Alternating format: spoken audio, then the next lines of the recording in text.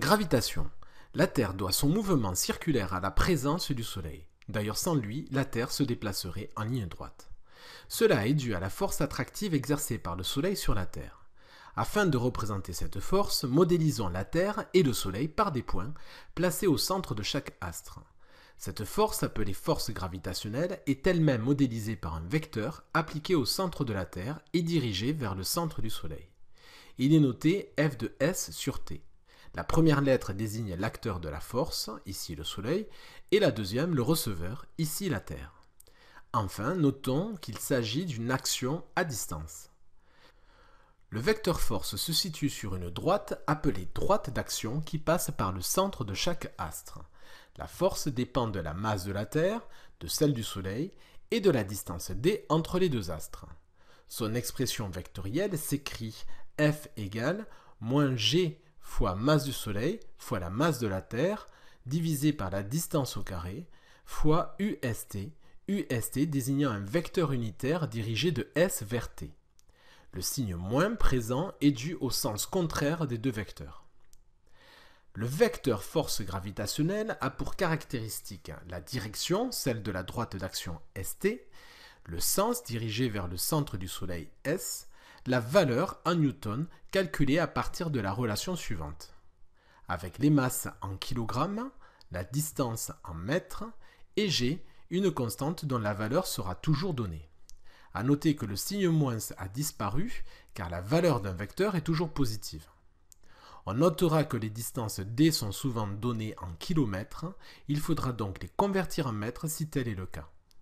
Enfin, la Terre exerce également une force attractive sur le Soleil, notée F de T sur S, égale en valeur et de sens opposé à celle du Soleil. C'est pour cette raison qu'on parle d'interaction gravitationnelle. Considérons maintenant un astronaute éloigné d'une distance d de la Terre et proche de la Station spatiale internationale. Calculons la force gravitationnelle exercée par la Terre sur cet astronaute. La force gravitationnelle se calcule à partir de la relation vue précédemment. Petit d, la distance entre les centres est égale à 6800 km. La masse ma de l'astronaute est de 200 kg. Mt, la masse de la Terre, est égale à 5,97 fois 10 puissance 24 kg. En remplaçant par les valeurs, on trouve un résultat de 1722 newtons. La relation permet de retrouver l'unité de la force. En effet, dans l'expression, les unités kilogrammes se simplifient, ainsi que les unités des mètres. Il ne reste donc plus que les newtons comme unité. Plaçons-nous maintenant à la surface de la Terre. La force gravitationnelle exercée par la Terre a toujours la même expression. La distance d est cette fois-ci égale au rayon terrestre, soit 6370 km. On trouve une valeur de 1963 newtons. Cette valeur est plus importante que la précédente puisqu'on s'est rapproché du centre de la Terre. Quel que soit l'objet situé à la surface de l'astre, cette partie de l'expression de la force gravitationnelle reste constante. En effet, g est une constante, d est égal au rayon terrestre, donc c'est une constante, et la masse de la Terre est une constante également. Cette expression est donc assimilable à une constante notée petit g. Ainsi, l'expression de la force à la surface de la Terre se simplifie et devient petit g fois ma, ce qu'on appelle le poids noté P. L'expression de G est donc égale à G fois mt sur RT au carré, soit, après calcul, égale à 9,81 Newton par kilogramme sur Terre. Résumons, le poids noté P est assimilable à la force gravitationnelle au voisinage de la surface d'un astre.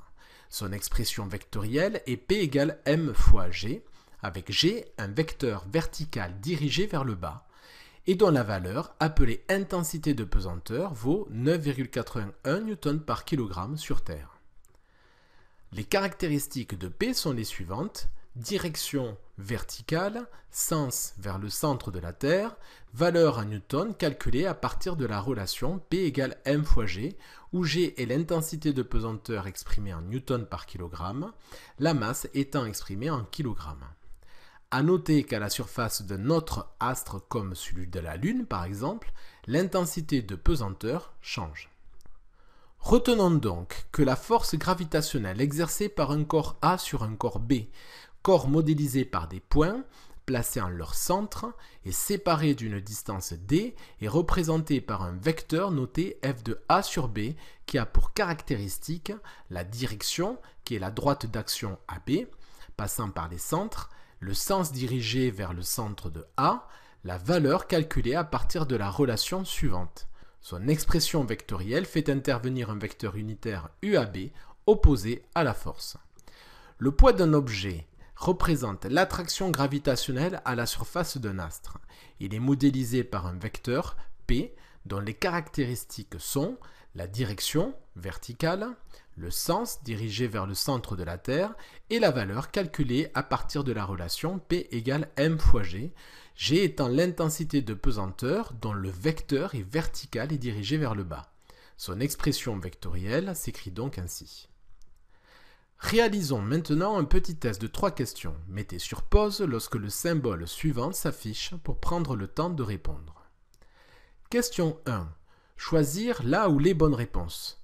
La force gravitationnelle terrestre exercée sur un objet a pour direction A, la verticale, B, une droite qui passe par le centre de la Terre, C, une droite qui passe par le centre de l'objet. La force gravitationnelle est portée par une droite d'action qui passe par les centres. Les réponses B et C sont donc correctes. Mais cette direction est aussi appelée la verticale d'un lieu. La réponse A est donc également correcte. Question 2. Choisir la bonne réponse. On se sent plus léger sur la Lune que sur la Terre, car sur la Lune, A, notre masse est plus petite, B, la force gravitationnelle est plus faible, C, il n'y a pas d'air. La masse dépend de la quantité de matière présente dans les corps et ne varie donc pas d'un astre à l'autre. La réponse A n'est donc pas correcte. La force gravitationnelle ne dépend que des masses et de la distance et n'a donc rien à voir avec le vide. La réponse C n'est donc pas correcte. La force gravitationnelle est plus faible sur la Lune car sa masse est bien plus faible que celle de la Terre, environ 80 fois plus petite. La réponse B est donc correcte. Question 3. Choisir la bonne réponse. Sachant que l'intensité de pesanteur sur la Lune est de 1,5 N par kg, le poids sur la Lune d'un astronaute ayant une masse de 200 kg est A 200 N, B 300 N, C 300 kg.